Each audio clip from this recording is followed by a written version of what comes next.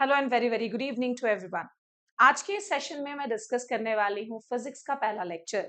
जी हाँ, इससे पहले मैंने जनरल साइंस के अंदर आप सभी के साथ केमिस्ट्री का एक लेक्चर लिया था और आज के इस सेशन में हम फिजिक्स को डिस्कस करेंगे।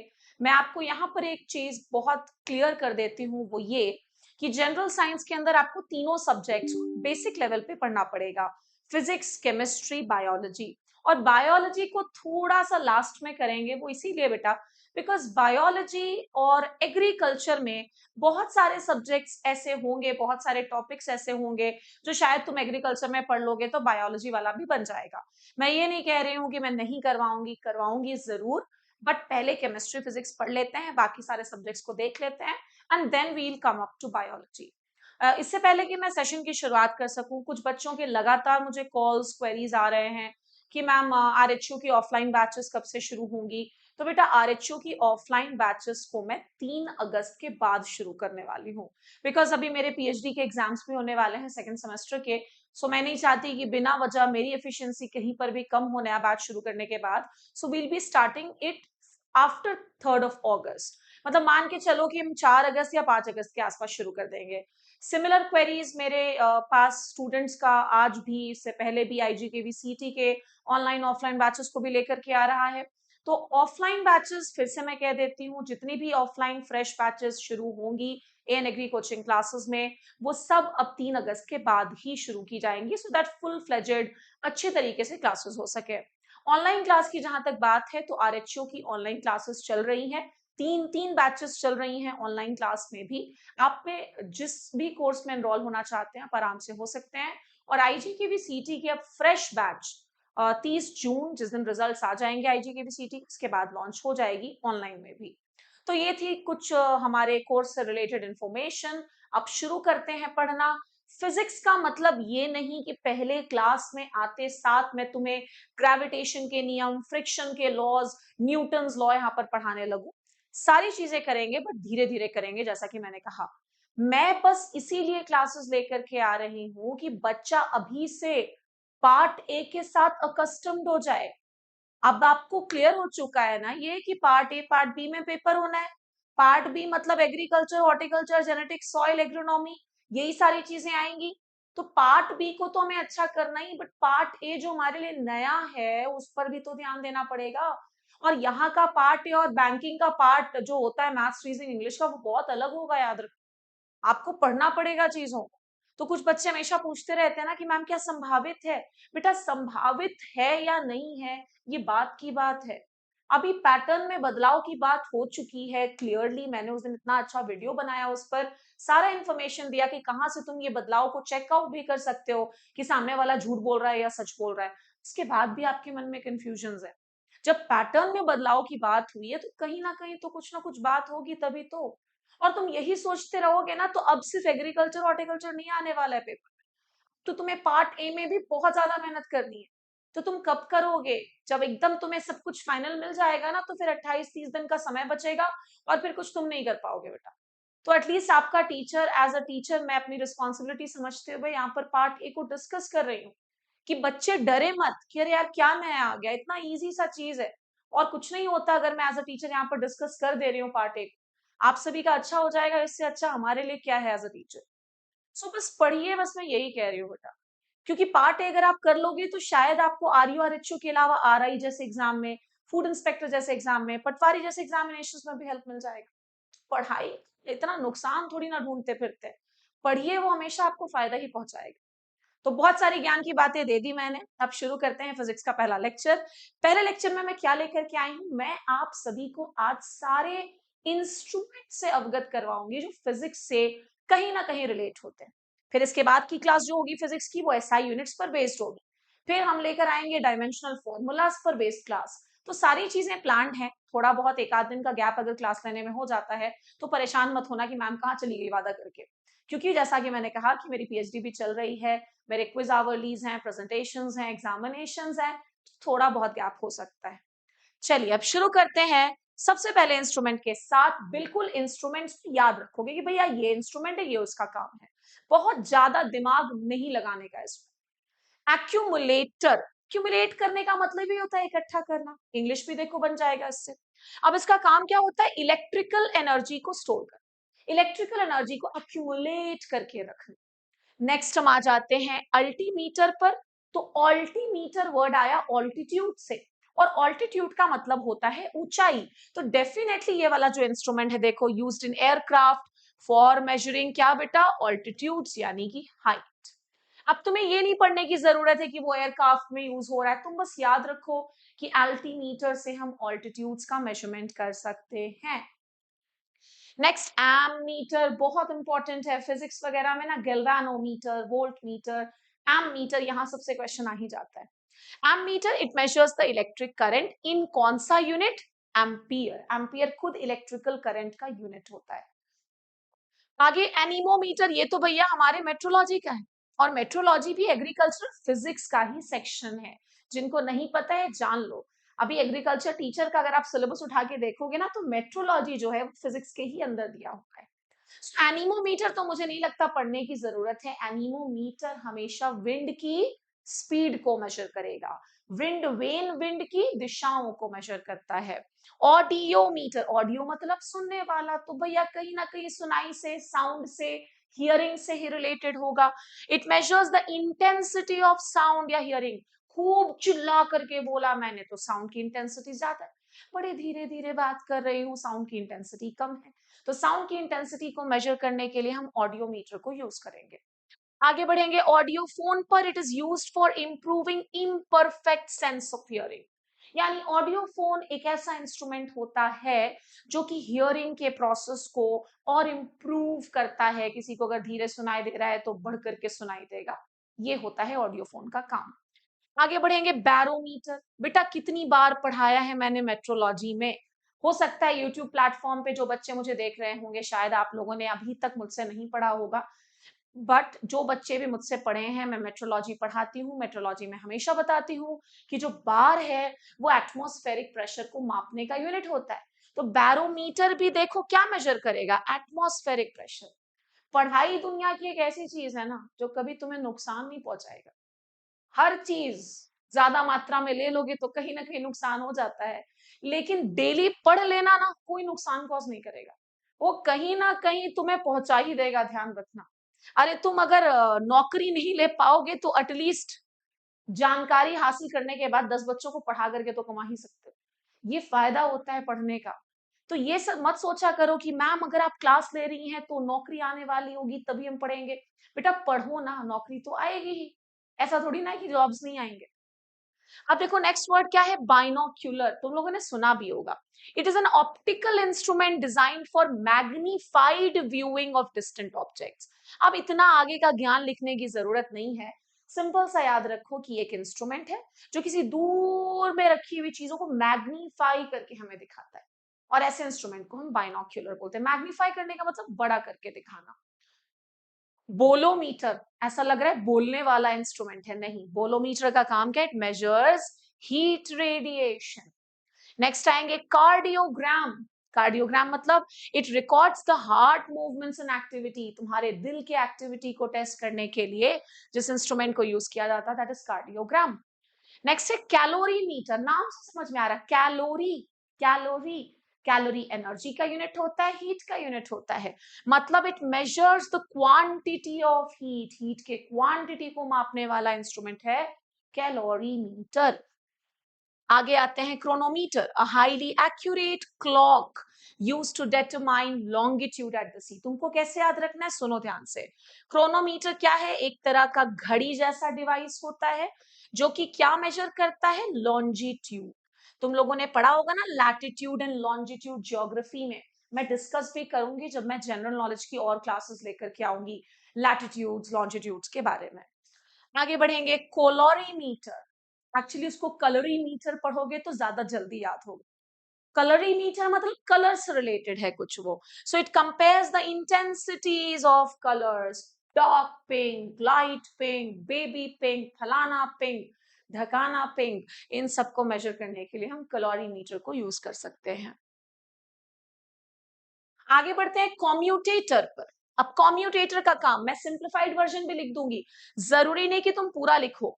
इट चेंजेस, बदल देता है या reverses the direction of electric current. ठीक है भाई, कहां पर ये काम करेगा कि करंट की दिशा को ही बदल दे रहा है?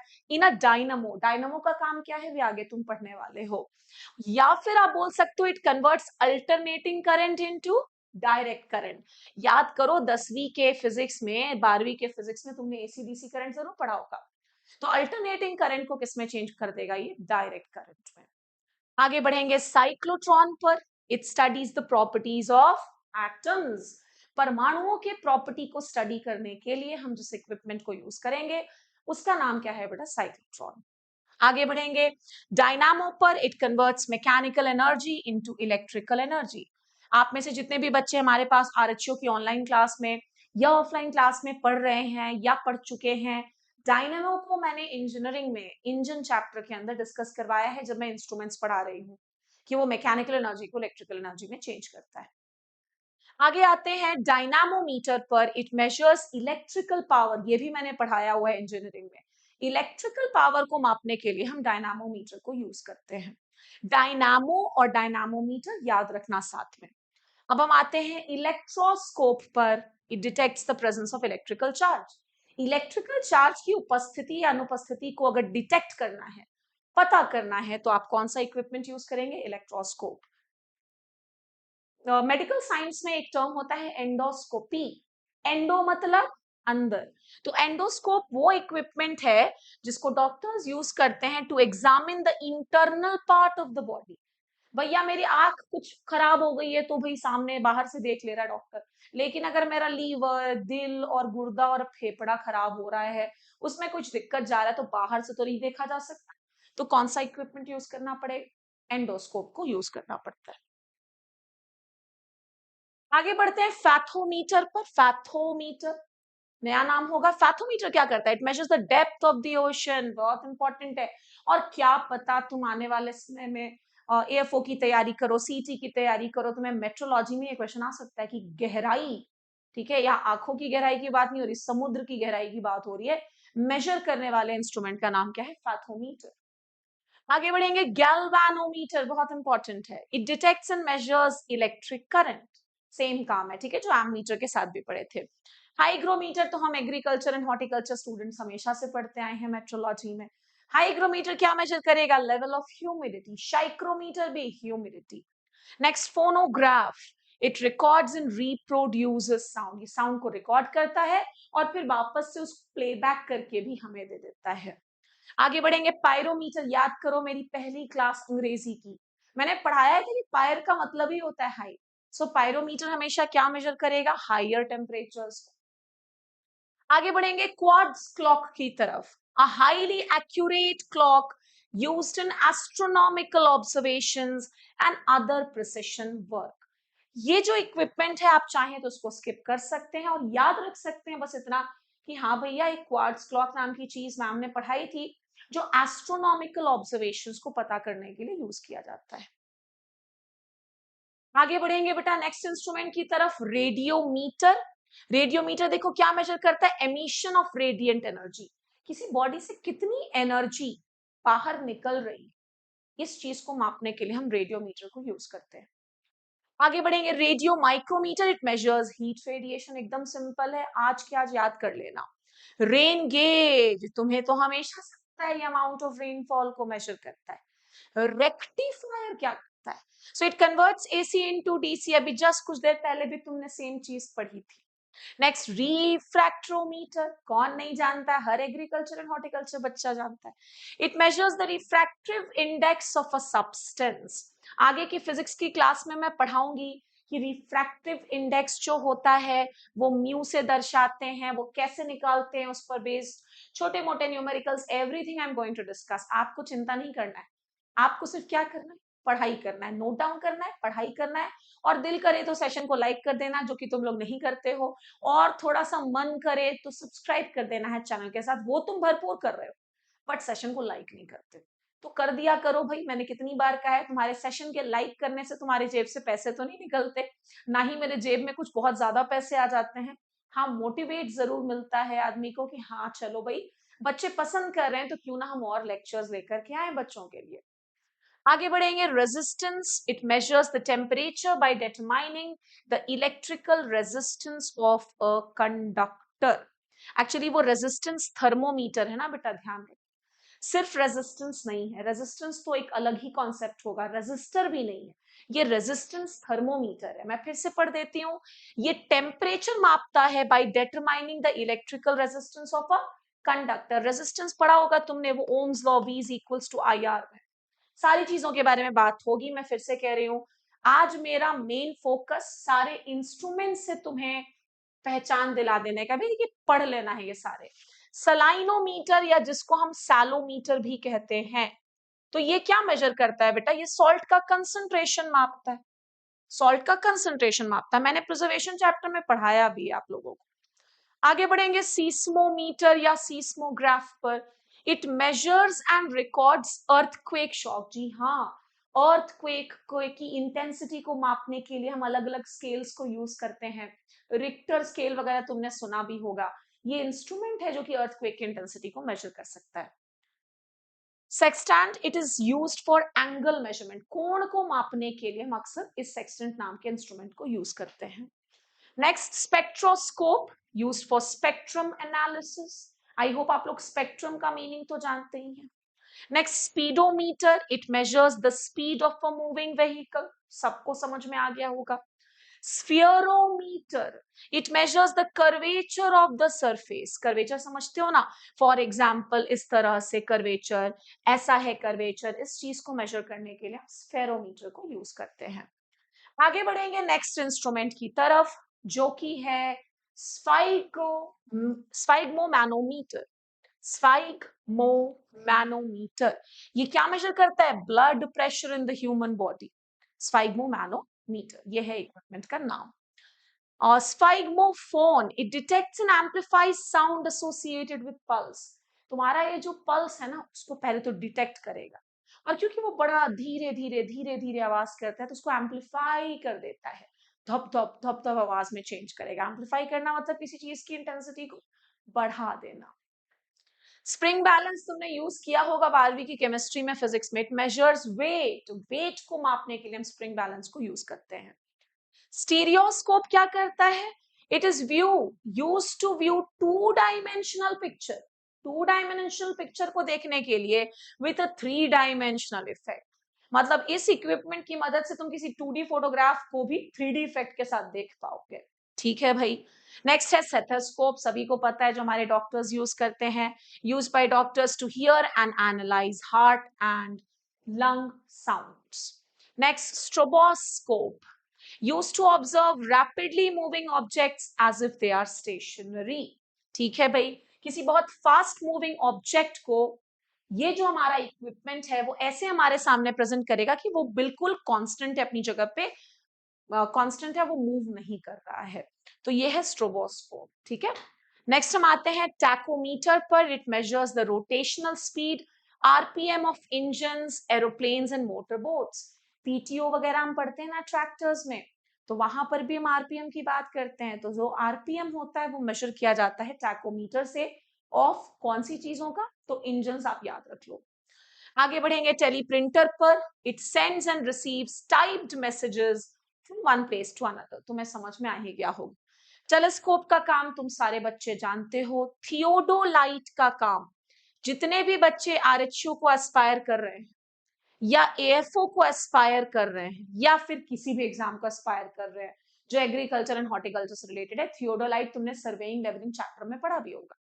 तो theodolite, it measures horizontal and vertical angles in, देखो क्या लिखा है, सर्वेइंग, जो कि हमारे इंजीनियरिंग का सिलेबस भी है। थियोडोलाइट के बाद हम आते हैं ट्रांजिस्टर पर। ट्रांजिस्टर का काम क्या है? So it is a semiconductor device used to amplify और स्विच इलेक्ट्रॉनिक सिग्नल्स। आगे बढ़ते हैं विस्कोमीटर में। It measures the viscosity of liquids. मैं थोड़ा सा फास्ट हूं शायद आज, तुम लोग को लग भी रहा होगा कि मैम बहुत हड़बड़ा गई हैं। एक्चुअली क्या है कि मौसम इस समय पे बहुत खराब हो रहा है, कभी भी बारिश हो जा रही है, कभी भी लाइट ऑफ हो जा रहा है, तो उस केस में फिर रिकॉर्ड कर पाना बड़ा मुश्किल है। और ऑलरेडी इस समय पर जब मैं रिकॉर्ड कर रही हूँ ना, आज 28 जून है, ठीक है, रात के करीबन 8:15 बज रहे हैं, मैं रिकॉर्ड कर रही हूँ और मौसम बाहर खराब हो रखा है, तो कभी लाइट अगर चली गई तो पूरा मेहनत बर्बाद हो जाएगा, इसलिए मैं फटाफट करवा दे रही हूँ। Viscometer, viscosity. Next, volt meter. Volt meter क्या मेजर करेगा? पोटेंशियल डिफरेंस, जिसको हम वोल्टेज बोलते हैं। यूडोमीटर क्या होता है? So it also measures rainfall का अमाउंट। एक्चुअली यूडोमीटर जो है ये रेन गेज के लिए यूज होने वाला दूसरा टर्म होता है। ठीक है, सो आई होप आपको सारी चीजें आज क्लियर हो गई होंगी। So that was all for today's session. Next class में मिलेंगे। सारे बच्चे इंस्टाग्राम पे फॉलो कर लो सो दैट तुम्हें पता चल जाए एडवांस में कि आज यूट्यूब पे कौन सा लेक्चर जाने वाला है। Thank you everyone.